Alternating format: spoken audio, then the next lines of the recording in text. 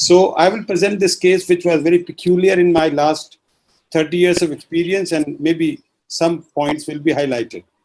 So I saw this 20-year-old who fell from a scooter and sustained knee injury. Very typical in India. Huge knee swelling, grossly unstable knee it was. That's not the time I saw him. I saw him later. There was wounds over the knee, as expected when you fall on the roadside. And that was the X-ray done at that time, which showed a lateral condyle fracture there, depressed on the posterolateral aspect. And the surgeon did a CT as well, which is very good. Now we are doing more and more CTs in this country. Earlier, that wasn't the case. And you could definitely pick up a lateral condyle fracture, comminuted posterolateral there. And because there were wounds on the knee, and the surgeon probably didn't know what to do, and so he did an MRI. That's also something is done very commonly in India. And so there was MCL, which was also torn. ACL was torn as per the MRI report, and there was a lateral meniscus tear. So that was the complete picture of a lateral condyle fracture with a MCL injury, with a ACL tear, with a meniscus injury, lateral meniscus injury. That's how this patient presented to the first surgeon. Because there was wound on the knee, he decided to just give a slab for 2 weeks. Obviously, there was wound, so he didn't want to do anything surgically. And at 2 weeks, the plaster was removed. And this is the time he presented to me. 2 weeks later, after the primary treatment was done, nothing active was done by that surgeon. And at that moment, the patient was not able to walk due to pain. He was barely walking with crutches, and knee range of motion was 10 to 80 degrees. And clinically, there was a medial side opening and also gross ACL deficiency. So this is what it is. 20-year-old, 2 weeks down the line, nothing much done, fairly nicely investigated. And just to summarize, if I can say, 2 weeks old, ACL plus MCL injured knee with rim fracture of the lateral posterolateral condyle with a lateral meniscus injury as per MRI, and a range of motion of 0 to 80 degree. Now, that was the situation. And if I can ask the faculty, these were the four options I thought at that time. Doctor, is there a time to get into discussion at this stage? Yes. We are going to discuss the cases. Now, can I ask Dr. Jignesh what he would be doing for this case? Dr. Jignesh, please unmute yourself. Yes, sir. You have seen the case, you have seen the X-ray. Yes, 15 days down the line. Please. Patient has ligament injury with the condylar fracture. Yes. So everything cannot be addressed at the same time. That is what I feel. So mine will be 2-stage reconstruction of the knee joint. I will, So I will evaluate in form of CT scan. And that was done. That was done. I saw it. I will elevate and reduce a lateral condyle perfectly well, fix it up, and do everything, reconstruction, articular reconstruction perfectly well. Then make an arthroscopic evaluation. And I will reconstruct the ligament, MCL, if it is very lax, after reconstruction lateral condyle, I will reconstruct MCL at that stage. But I will leave the ACL. ACL and lateral meniscus, if some meniscectomy is done, and then lateral meniscus repair can be done at the same time, if under vision. Otherwise, I will leave it to arthroscopist, and arthroscopist will secondarily assess and repair lateral meniscus as well as ACL second stage, once the lateral condyle fracture unites. Perfect. Dr. Rajiv Rai, you wanted to comment on that? I agree with Jignesh completely. I would do an arthroscopic evaluation. I would reconstruct the bony element and consider the ACL at a second stage. The lateral meniscus would be tackled at the same time at the first stage. Okay. Gadegone sir, you wanted to opine on this case? I will go for two-stage technique. Two-stage, first lateral condyle reconstruction and concentrate on medial collateral ligament and leave it for the arthroscopist to do anterior cruciate ligament reconstruction. Right. And Dr. Jawahar Jetwa, sir, your implant of choice for this fracture fixation, which is small spicules of bone and lateral rim fracture sort of phenomena? Yes, I think once you open up on the lateral side, you have an opportunity to look at the fracture reconstruction as well as the status of lateral meniscus fully. You can Yes. repair lateral meniscus at that time because you have everything open.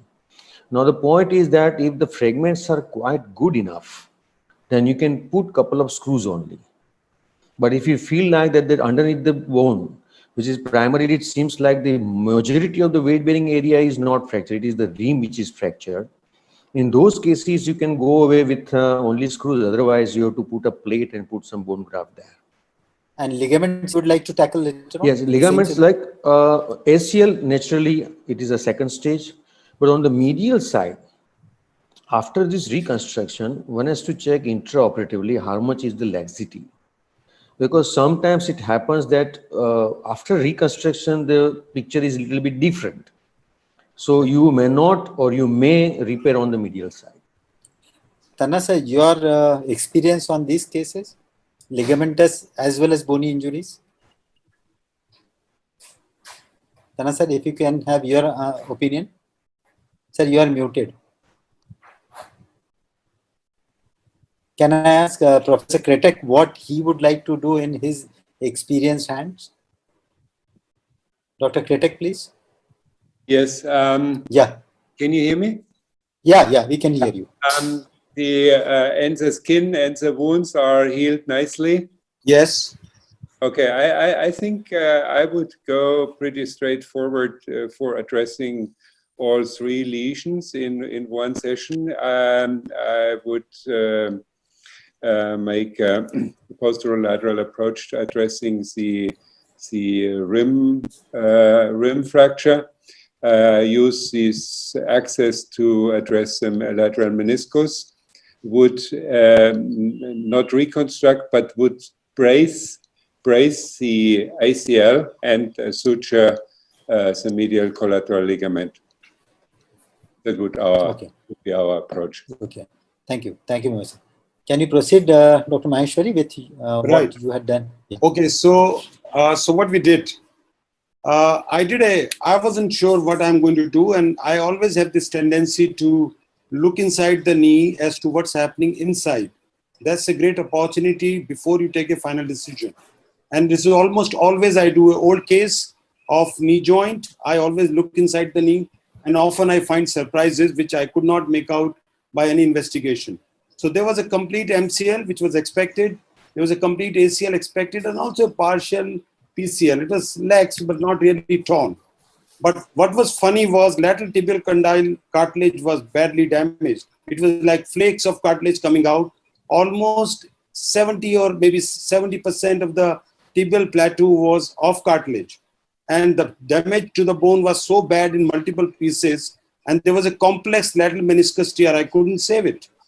So obviously in this arthroscopic scenario, I did a lateral meniscectomy. There was no way of saving that meniscus. I did chondroplasty, and I was wondering what to do with this condyle. What will happen, whatever I may do, how will this patient walk? What will he feel 5-10 years down the line? And then I looked at his other leg. His other leg was in valgus. And I knew this leg was also in valgus preoperatively. And I knew whatever I may do, whether I can make this knee painless with that kind of injury, with meniscectomy, everything may be a little difficult job for me. So I did nothing to the lateral condyle and to the ACL and to the MCL because I knew that it's already 0 to 80 degree movement. If I do anything, I might actually make it a stiff knee. That's something most my patients don't like. They don't mind an unstable knee, but they cannot accept a stiff knee. So I kind of stopped there and I did that surgery, only arthroscopic meniscectomy, chondroplasty, and thought I'll take my time to think what to do next and discuss with the patient all the possibilities. Now, after 3 months of physiotherapy, that's how this patient was walking. The knee was going into valgus. His problem was instability. He could walk barely like this, but every time he would walk, the knee will go on the valgus. Because I've obviously done nothing for the medial condyle, lateral condyle, as well as nothing for the MCL.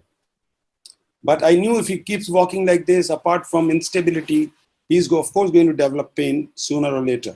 So my question was that 3 months down the line, and I couldn't have the courage of fixing everything on day one, fearing that it might get stiff and fearing that let me just take my time. So at 3 months, it was essentially an unstable knee. Lateral condyle rim fracture was there as it is, obviously contributing to instability, and moderately damaged tibial cartilage, which I'd seen with my own eyes. Lat meniscectomy was already done. ACL, MCL deficiency, patient is walking on valgus. Now, what good is this lateral joint to me in short term and long term was my question. Okay. So I again thought, what do I do? Do I reconstruct everything now? Now that I have a good range of motion and lateral condyle can be fixed, I can maybe do some grafting and fix my MCL as well as ACL and do everything, or reconstruct in 2 stages. That means only fix the bone first and I'll look after the MCL and ACL later. Those were my options. But looking at the condition of the joint from inside on the lateral side, with no meniscus, with cartilage gone, with a valgus knee, patient walking on a valgus knee, I knew that if I don't shift the line of weight bearing from lateral to somewhere midline or medial, nothing will work. This patient will remain unstable, whatever I may do. So that is what I did. I did a weight bearing X-ray and a long X-ray, and you can see grossly valgus alignment of this patient. And so I did a varus osteotomy, supracondylar, because I knew this lateral condyle or lateral compartment is of no use. It is contributing to instability now. It is contributing to degenerative arthritis in future. And if one operation where I can make this patient stable and maybe delay his osteoarthritis to some extent for at least a few years would be just change the line of weight bearing. And I may come in and do a ACL reconstruction if he's still unstable. So that's what I did. And this is how the leg looked. You can see the other side is valgus. And I had no kind of confidence that if I reconstruct the lateral side to start with, whatever I may do, I leave that knee in valgus. Sooner or later, it's going to be painful on that side with meniscus gone and the cartilage gone. So this is what I did. The line of weight bearing was midline, more or less, slightly 1 degree varus maybe. And this is what I did. And then I was asking myself, what do I expect from this patient? Deformity is corrected, maybe a little bit varus it is now. And will he remain unstable? Will I have to go in and do ACL? And deformity is, of course, now corrected. But will he become painful and stiff still? And or something else will happen. So after finishing the case, before your final results, sir, may we have some comments on what was done? Dr. Gavaskar, would you have agreed with this treatment, or would you have done something different? Yeah, can you unmute yourself, Ashok? Yes, sir. Yeah. Okay, actually, I'm not really sure. I think like the initial injury, like I think I would like to have a better look at the bony component. Actually, like that wasn't very clear to start with right from the start. That is one. Can we have the CT cut, sir, before?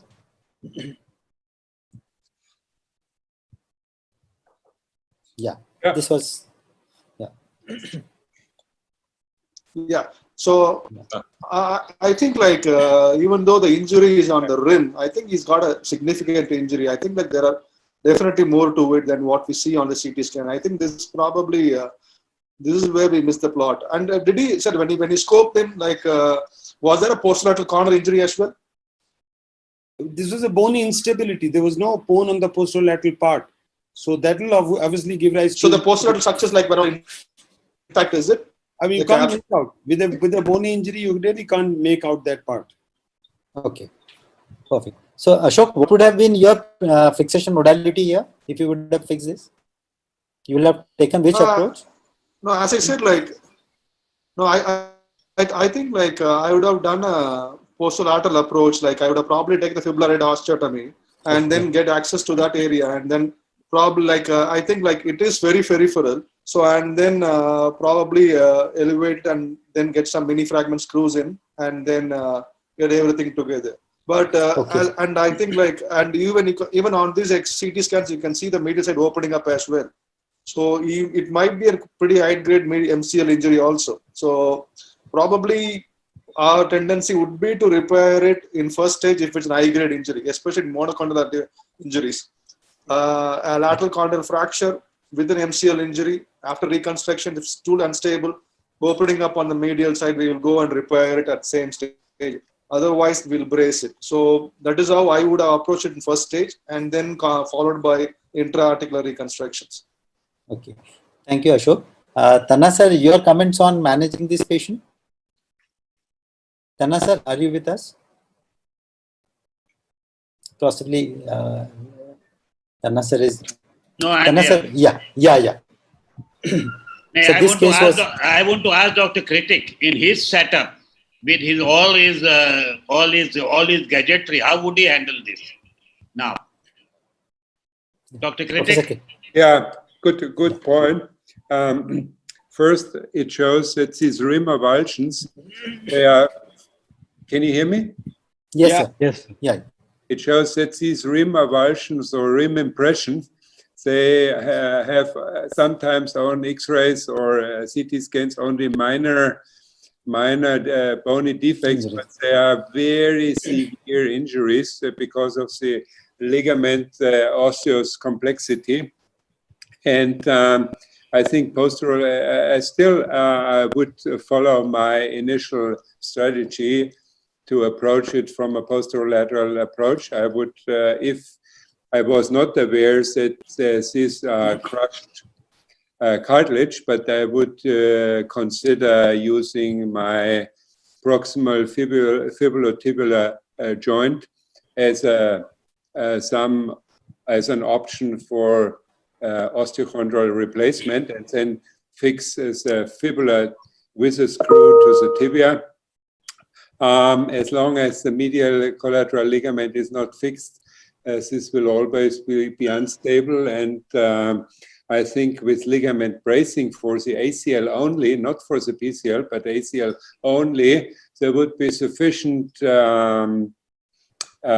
stability for after treatment. With the meniscus, probably would like, for any instances, try to avoid to do complete lateral meniscectomy. I would try to keep whatever I can keep, but sometimes the situation is very disastrous. Chandra, sir, Please go ahead. I actually do not think this is a sort of a lateral avulsion injury. Actually, if you look at the mechanism, like you got a tension side on the medial side, the MCL is gone, no ligamentous injury on the lateral side. Okay, it's sort of a depressed with a sort of a combination of shear, like with that sort of sheared of the posterolateral rim there. Okay, I would look at this as more of a depression injury on the lateral side if you look at everything, but probably the initial images aren't completely adequate to deal with it. So I really don't think it's a lateral avulsion injury. Okay, so you would have gone for a fixation with a good rim plate? Yeah, I think I would think on those lines. Like, and definitely I would probably require a few more images on the CT, and then it would be, as Prof said, fibular osteotomy or some sort of a postnatal approach, get the joint right, and then an MCL repair as well. Yeah. By repairing the MCL, how much benefit do you get?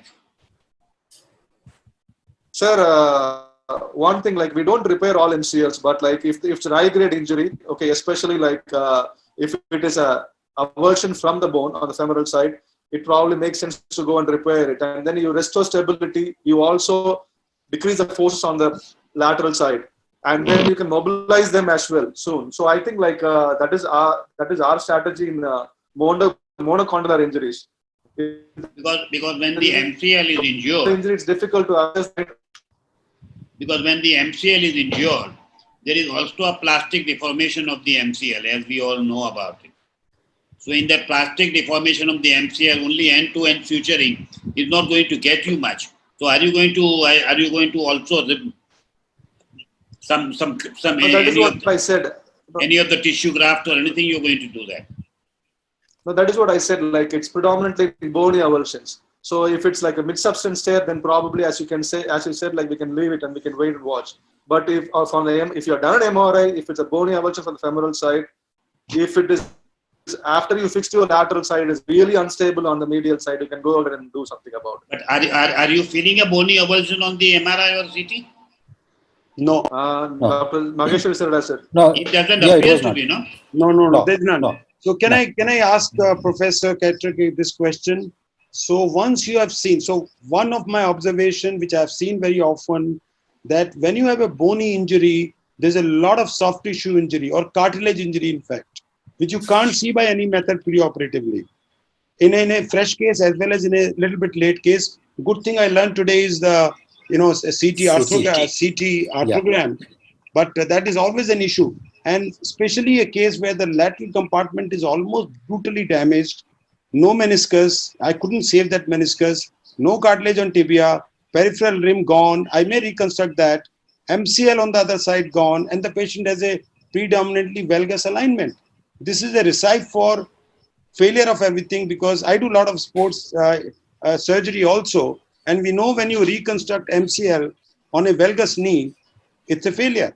You have to change the alignment in favor of the ligament. So that's where I thought, if I don't do alignment correction, because he was primarily valgus on the other leg as well as this leg, nothing will work out for me. That's what was my thought process. Professor Kretek's opinion, sir? Yeah, I think it's a good point. I wasn't aware that he had initial this valgus deformity brought with him, but I think in the acute trauma situation, it's a bit different from the elective situation, and everything which helps to improve ligamentous stability helps also preserves the osteoligamentous complex.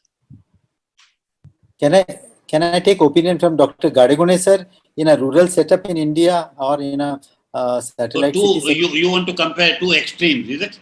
Yeah, so I would like to have his opinion, because he also sees a lot of this complex trauma. So, Dr. Gadegune. In our setup, it is very difficult to get even an arthroscopy also.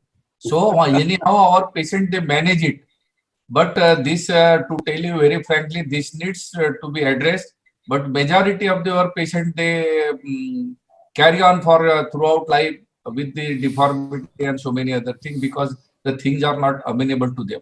So given whatever, day one choice, what you would have done? Explode on lateral side? I would have given a rim plate plus bracing for some time, so that medial collateral ligament will heal. And in future, after this healing, the reconstruction of the anterior cruciate ligament by arthroscopy surgery. Okay. Dr. Jethwa, you wanted to comment something? Yeah, I think in this case, the valgus is not because of the full depression of the lateral condyle. It was the rim fracture. The valgus is because of the medial collateral ligament injury. And I wonder that even after this corrective osteotomy of the femur, there can be still some opening on the medial side. And I fully agree that we have to give all we can do for medial collateral ligament reconstruction. So basically, majority of the part of the lateral condyle was intact. So valgus is because of the MCL injury rather than anything else. That is what my opinion is. There is a valgus also on the opposite side, no? Yes, there is, but in this case... So whether whether there was an increased valgus or it was the same normal valgus? No, because there was a finding in arthroscopy that there is a complete tear of medial collateral ligament. So now we know. Now in this case, even after all these things, we have to check clinically whether still there is an opening on medial side or not. Okay. Thank you. Dr. Maheswari, can you proceed with your final results? I didn't know what I've done, how patient would actually tell me 3-6 months down the line what will happen. Maybe I'll have to go in and reconstruct ACL, MCL again or whatever. But I thought if I shift the line of weight bearing, at least I'm trying to act smart in the sense I'm offloading my medial collateral ligament, I'm offloading my lateral compartment, and all those things can probably work better. So that's what I did. And 6 months down the line, this patient was walking very confidently, quite well, good range of motion. This was only 6 months. This is about 4 years old now. I've not had a follow-up on him, and he was quite happy. And so I thought, before one would believe it, if we can listen to this, what he says. So I'm asking him how many years? 2 years. 90% better feel हो रहा है, मस्त लग रहा है। सारा काम कर पा रहे हो? हाँ, सब जगह काम है। चलने फिरने में कोई दिक्कत नहीं? कोई दिक्कत नहीं। भारी काम करने में कोई दिक्कत नहीं। So for Dr. Katrak, he says I'm 90% fine. I can do everything. I can run, and he's very happy. And in Maharashtrian language, he's saying I must. Must means he's very good. Fantastic. Dr. Jitendra, Yeah. here was there any instability of the medial collateral None. after all these years? None. He was. So that means your recovery was because of the medial collateral, which got repaired automatically. Absolutely. I agree with you. So this is my lesson I learned from this case. In any complex knee injury presenting late, examine the patient walking to see if there is any thirst. Thirst is a very important component. You may reconstruct whatever. If there is a thirst, it will kill your surgery. Ligament surgery, bony surgery, whatever surgery. You have to get the thirst out by doing a appropriate osteotomy or some very good correction. Now, correction of the thirst by realignment osteotomy is a very simple, if you can understand the work of it before any ligament surgery. That is more or less an accepted fact now in ligament surgery world. Often after osteotomy, and it is in the literature, ligament reconstruction may not be required. And a number of papers where you went for doing a PCL reconstruction, you just did a osteotomy to correct PCL and posterolateral corner, and patient said, I'm stable, I don't need any further surgery. And that's what happened in this patient. Everything sorted out itself because the alignment changed, MCL healed up by itself, ACL anything may not have happened, but as of now, he's stable. And he's not painful because lateral side is offloaded also. So I think osteotomy was a good idea that way to give him, at least in short term, a good result. I don't know what will happen in long term. And it has become like a polio correction surgery. Yeah. It's a Thank you. biomechanics of the knee which you have kind of aligned to is suiting his problem.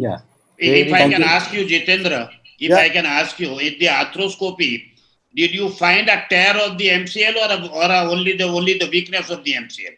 So it was opening. You can say it was opening, but there was no obvious tear. You cannot really see an obvious tear. It just opens up widely. So it is because the way it got stabilized. So it was detached on the medial side on the tibia, and then it got healed up. No, there is always the MCL tear because lateral defect, like Dr. Jawahar said. That is understood. Medial defect wasn't so much. It was a medial collateral injury also. Thank you very much, sir. Okay.